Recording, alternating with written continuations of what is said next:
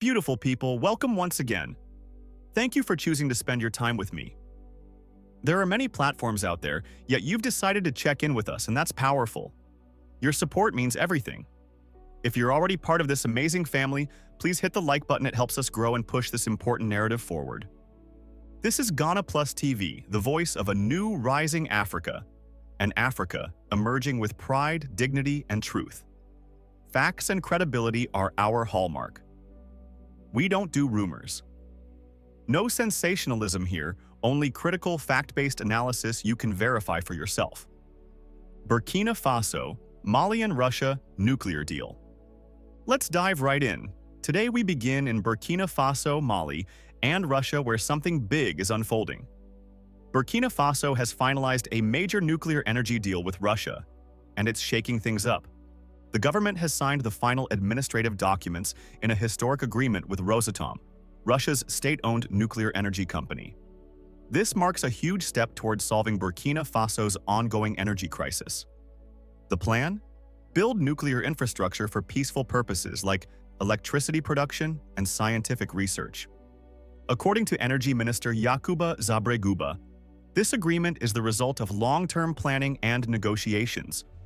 4 memoranda of understanding were finalized this year, opening a new chapter for energy development in the country. Why nuclear? Because Burkina Faso is one of the least electrified countries in the world.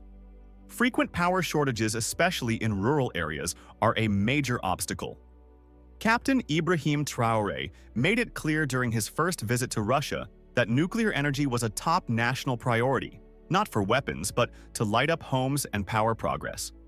The deal includes building nuclear power plants and research facilities, and long-term support across the full nuclear fuel cycle. But this is bigger than energy. There are major geopolitical implications. Burkina Faso is clearly pivoting away from Western alliances, aligning more closely with Russia. This move boosts Russia's influence in Francophone West Africa and positions it as a powerful ally for nations seeking independence from Western control. Critical questions. As the deal unfolds, many questions arise. 1. Will this truly solve Burkina Faso's energy challenges? 2. How will the West respond? 3. Could Burkina Faso face sanctions or diplomatic pressure for aligning with Russia? 4. Will the US apply the same logic it uses against Iran's nuclear program to Burkina Faso? 5. Is this cooperation seen as a geopolitical threat by Western powers? 6. Will this invite increased surveillance or foreign interference? 7. Can Burkina Faso protect its sovereignty and withstand international pressure? These are not conspiracy theories, just real questions we should all be asking. Drop your thoughts in the comments.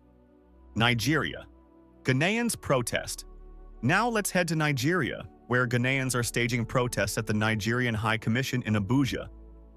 Their message? They're being harassed. According to protesters, Ghanaian investors and community members are facing intimidation, unjust arrests, and harassment from Nigerian police and the Economic and Financial Crimes Commission, EFCC. They say they've been summoned repeatedly without cause and subjected to interrogations with little legal resolution. Some are even calling on Ghana's former President Mahama to intervene. But it raises a deeper question. If we Africans can't do business with each other peacefully, how can we achieve true continental unity? This issue isn't just about Ghana and Nigeria.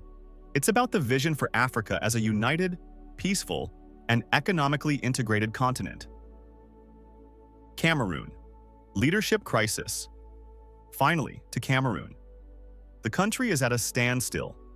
President Paul Biya, nearing 100 years old, is still holding on to power despite his deteriorating health. An election is coming in October, and the nation is divided. Some demand new leadership. Others, especially political elites benefiting from the current system, claim Biya represents stability. But how can a country move forward when its leader can barely walk? The sad reality is this. Many feel their votes don't count. Elections are controlled by the same system that keeps Biya in power. Freedom of speech is limited. Dissent is silenced. Cameroon is stuck and the people are suffering. If African leaders won't stand up for each other, we will. We are already united in spirit, and we must speak up for every African nation. Cameroon has had enough. The people deserve change. That's it for today's update. Thank you so much for being here. If you found value in this session, let me know in the comments. Let's keep the conversation going. Respect. One Africa. One voice. One destiny.